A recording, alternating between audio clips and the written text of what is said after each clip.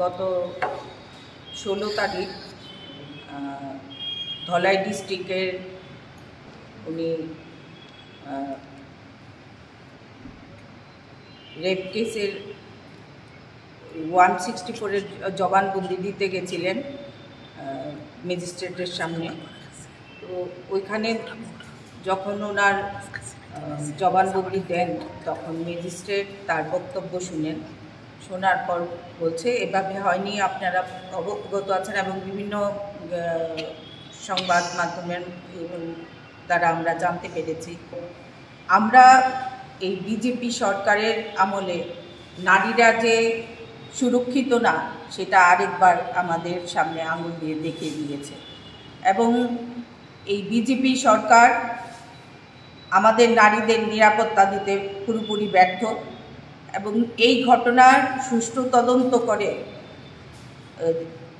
যে একুয়েস্ট তাকে যেন দৃষ্টান্তমূলক শাস্তি দেওয়া হয়।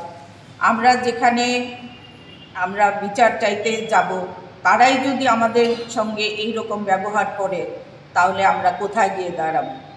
এবং আজকে আমাদের অল ইন্ডিয়া মহিলা কংগ্রেস প্রেসিডেন্ট পর্যন্ত এই ঘটনা নিয়ে আমার সঙ্গে দীর্ঘক্ষণ আলাপচারিতা হয়েছে এবং উনি বলেছেন যত রকম সাহায্য এই ভিকটিমের জন্য উনি করতে রাজি আছেন, আইনত যা যা দরকার উনি করবেন।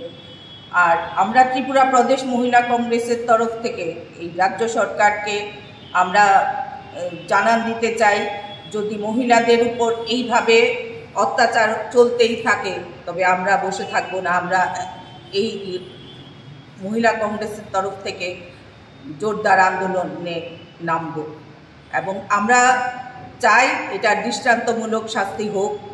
যেখানে যারা রক্ষক তারাই ভক্ষকের কাজ করছেন সেই জায়গায় আমরা বিচার চাইতে আর কার কাছে যাব সেই প্রশ্ন আমি রাজ্য সরকারকে করতে চাই।